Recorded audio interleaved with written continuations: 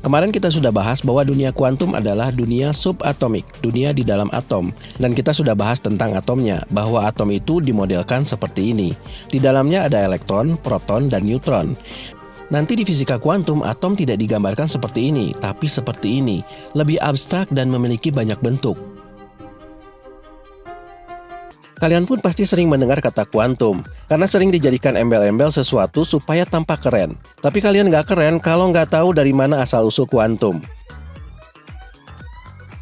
Kata kuantum berasal dari orang ini, Max Planck, dan dialah penggagas pertama teori kuantum, sehingga mendapatkan hadiah Nobel di tahun 1918. Namanya juga dijadikan nama skala terkecil, yaitu skala Planck. Ini bagaimana Max Planck menemukan teori kuantum? Begini ceritanya. Pada tahun 1900-an, ada satu permasalahan besar dalam fisika yang sulit dipecahkan. Namanya bencana ultraviolet. Mengapa disebut bencana ultraviolet? Mari kita bahas sedikit satu bab dalam fisika yang disebut radiasi benda hitam. Tidak usah difikirkan apa yang dimaksud dengan benda hitamnya, tapi fokus saja pada kata radiasinya. Kalian tentu tahu bahwa benda yang sangat panas bisa mengeluarkan radiasi berupa cahaya. Nah, kalian tentu sadar bahwa semakin panas sebuah benda, warna cahayanya akan bergeser dari merah ke orange, ke kuning, lalu memutih. Dalam fisika, ini artinya ada pergeseran panjang gelombang. Nah, para ilmuwan ketika itu mencari hubungan antara radiasi dengan temperatur dan panjang gelombangnya. Hasilnya adalah sebuah rumus yang dikenal dengan hukum Rayleigh-Jeans. Masalahnya, rumus ini gagal.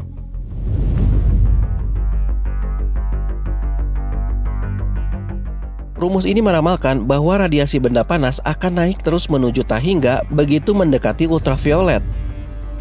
Ini bencana, karena kalau rumus ini benar, kalian tidak mungkin berdiri di bawah sinar matahari karena akan langsung gosong akibat radiasinya yang teramat besar. Itu sebabnya permasalahan ini disebut bencana ultraviolet. Untungnya rumus ini salah, karena faktanya tidak begitu. Berdasarkan pengukuran, ada batas maksimum radiasi yang bisa dicapai oleh benda panas. Itu sebabnya kalian tidak melihat warna biru, ungu, dan seterusnya pada bara api. Karena warna-warna ini termasuk ultraviolet adalah frekuensi tinggi, yang sulit dicapai oleh benda panas. Itu melindungi kita, karena matahari saja yang begitu panasnya hanya mengandung 10% ultraviolet. Itu pun hanya sepertiganya dari 10% itu yang masuk sampai ke bumi. Nah, fenomena ini tidak bisa dipecahkan oleh para ilmuwan dengan semua teori klasik yang ada pada waktu itu. Sampai kemudian datanglah Max Planck dengan gagasannya yang radikal. Dia berpikir bahwa jangan-jangan pandangan kita tentang cahaya selama ini salah. Karena problem ini bisa diselesaikan seandainya cahaya dipandang sebagai partikel atau paket-paket energi, yang oleh Max Planck disebut kuanta. Nah, dari kata kuanta inilah istilah kuantum itu berasal dan menjadi viral di kalangan ilmuwan saat itu. Dengan asumsi ini, maka Max Planck berhasil merevisi rumus ini dan akhirnya cocok dengan hasil pengukuran. Karena itu, Max Planck mendapatkan hadiah Nobel. Tidak disangka, temuan Max Planck ini juga membuat Einstein menyelesaikan masalahnya. Einstein saat itu sedang mengamati efek fotolistrik, efek yang menjadi prototipe sel surya yang ada sekarang. Dia mencari tahu mengapa cahaya bisa menghasilkan listrik, tapi hanya bergantung pada panjang gelombangnya, bukan pada intensitasnya. Misalnya, cahaya kuning walaupun sangat terang sulit menggerakkan elektron, tapi cahaya biru walaupun redup bisa menggerakkan elektron dengan mudah. Terinspirasi dari kuantanya Max Planck, Einstein pun berpikir, ini tidak mungkin terjadi kecuali cahaya adalah partikel, yang oleh Einstein disebut foton. Einstein pun berhasil memecahkan masalahnya dan mendapatkan hadiah Nobel. Nah, penemuan dua orang ini, Einstein dan Max Planck, otomatis membuat bingung dunia fisika ketika itu. Karena selama ini cahaya dipandang sebagai gelombang, bukan partikel. Albert Einstein was an early pioneer of quantum theory. He showed that light exists as tiny quantum particles called photons. Yang lebih membingungkan lagi, ada petunjuk bahwa elektron berperilaku sebaliknya. Yang selama ini dikira partikel ternyata menunjukkan sifat gelombang. Einstein pun menulis ketika itu, kadang-kadang kita menggunakan satu teori, kadang teori lain. Sekarang kita dihadapkan pada masalah baru. Kita memiliki dua gambaran realitas yang bertolak belakang. Secara terpisah, mereka tidak bisa menggambarkan fenomenanya secara utuh. Tapi ketika digabungkan, mereka bisa. Apa yang dikatakan Einstein ini menjadi konsep yang dikenal dengan dualisme gelombang partikel. Inilah inti dari teori kuantum, dan inilah konsep paling rumit untuk dijelaskan secara logika. Untuk memahami di mana kebingungan para fisikawan terhadap fenomena dualisme gelombang partikel, coba kita berpikir dulu sederhana seperti ini. Partikel itu sesuatu yang fisik, sama seperti bola basket, mobil, atau apapun yang jelas fisiknya. Objek-objek fisik ini bisa diukur eksistensinya secara fisika, yaitu menggunakan hukum Newton seperti yang kalian pelajari di fisika dasar. Nah, tapi lain dengan gelombang. Gelombang tidak bisa dipandang sebagai sesuatu yang fisik. Gelombang hanyalah gangguan yang merambat dalam ruang. Sederhana saja, HP kalian bisa menangkap gelombang elektromagnetik yang sering kalian sebut sinyal. Apakah sinyal bisa kalian terjemahkan sebagai sesuatu yang fisik? Tidak. Maka dalam fisika pun, gelombang tidak bisa diukur menggunakan hukum Newton. Jelas itu hal yang berbeda. Singkatnya, partikel itu materi, gelombang itu bukan materi. Jadi konsep ini mirip jasmani dan rohani dalam agama. Nah, untuk menguji konsep dualisme gelombang partikel ini, maka para ilmuwan melakukan eksperimen yang sangat terkenal di fisika kuantum, yaitu double slit experiment. Double slit experiment pertama kali dilakukan oleh Thomas Young pada tahun 1800-an untuk membuktikan bahwa cahaya adalah gelombang. Untuk memahami eksperimen ini, kalian harus berpikir dulu tentang gelombang air. Ketika gelombang air dilewatkan pada dua buah celah, gelombang itu terpecah jadi dua, lalu saling bertabrakan. Maka kalau puncak gelombang ketemu dengan puncak gelombang, puncaknya semakin tinggi. Tapi kalau puncak gelombang ketemu dengan lembah gelombang, puncaknya menghilang. Hasilnya, kalau kalian perhatikan, mereka akan membentuk pola garis putus-putus. Ini yang disebut pola interferensi. Nah, Thomas Young melakukan itu pada cahaya dan menangkap hasilnya pada layar. Hasilnya adalah pola interferensi. Inilah bukti bahwa cahaya adalah gelombang. Nah, sekarang pikirkan bahwa cahaya adalah partikel. Now what you're going to do is you're going to blow through this tube, and here is sand. Anggap saja kalian melemparkan segenggam pasir ke dua buah celah. Kira-kira apa yang terjadi? Secara logika, mereka akan membentuk dua garis. There are two stripes, very much like the two slits. Because of course, sand consists of grains, like little particles, and they either go through one slit or they go through the other slit. Jadi, di mana logikanya kalau cahaya adalah partikel membentuk pola seperti ini? Jelas ini tidak masuk akal. Maka para ilmuwan pun mengubah skemanya. What if we were to not send the atoms all through at once, but send them through one at a time? Here we have the source of light over here. Dengan alat yang sensitif, mereka menembakkan foton satu persatu, sehingga tidak mungkin foton-foton ini saling bertabrakan. Sekarang perhatikan, di sini anehnya. This is light traveling through this, but it's arriving as blips, like the sand, as particles. So that's amazing. But have a look at this. If we collect up all these blips collected over a time period and have a look at what the pattern is, we see something quite remarkable. The pattern you see is the pattern that waves make. Jelas ini tidak masuk akal. Mereka adalah partikel yang jelas-jelas harusnya masuk satu di antara dua celah. Tapi mengapa mereka tetap membentuk pola seperti gelombang? Percobaan ini bukan hanya dilakukan pada foton, tapi juga pada elektron. Hasilnya sama, pola interferensi tetap muncul. Para ilmuwan berpikir keras untuk memahami fenomena ini. Jawabannya hanya satu, dan itu tidak masuk akal.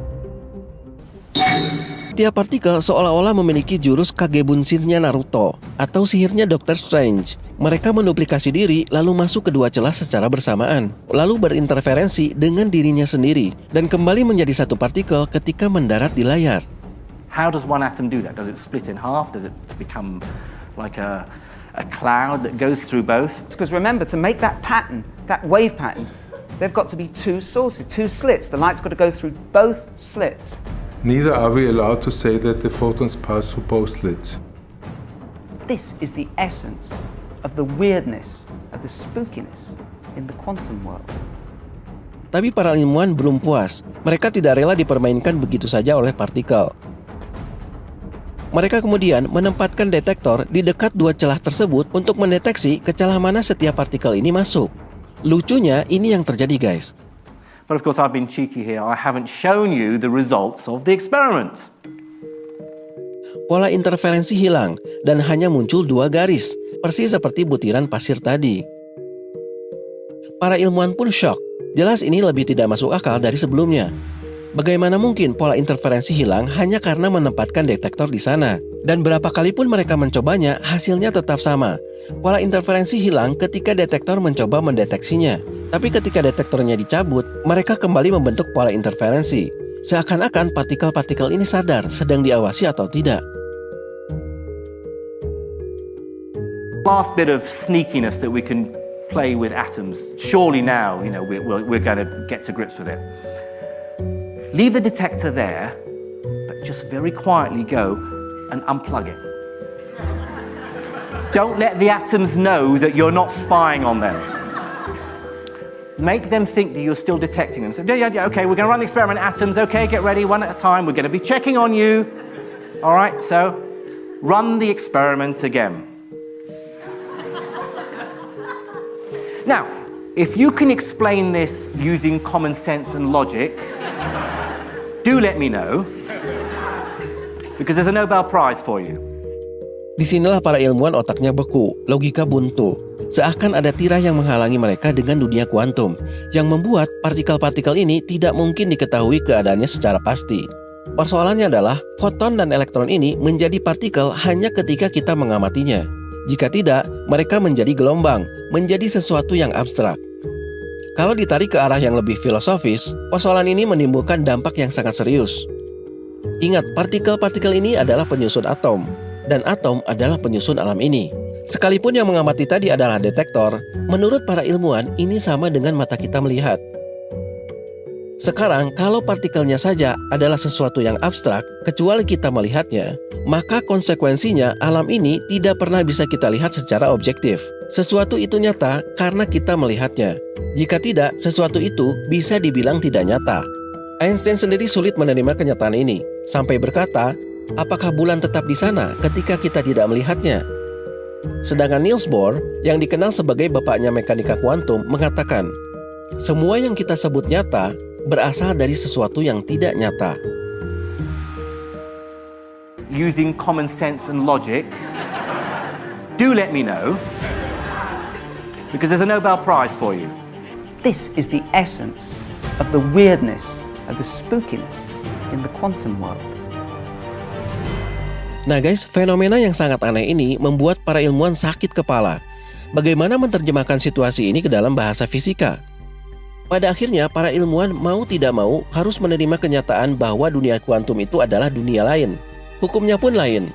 Berdasarkan kalkulasi yang dilakukan oleh Heisenberg, fisikawan Jerman ketika itu, di dunia kuantum kita tidak mungkin mengukur posisi maupun kecepatan partikel secara akurat. Dalam arti, di mana elektron itu berada tidak mungkin bisa kita tebak.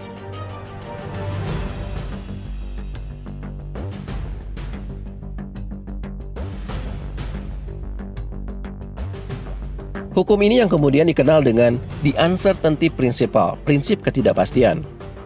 Sehingga pada tahun 1927, pada akhirnya semua ilmuwan yang terlibat dalam teori kuantum berkumpul dalam satu tempat, pada sebuah konferensi yang dikenal dengan Solvay Conference kelima. Di situ ada Einstein, Max Planck, Niels Bohr, Schrödinger, Heisenberg, pokoknya semua dedengkotnya fisika kuantum. Mereka bertemu dalam satu tempat untuk menyimpulkan temuan mereka.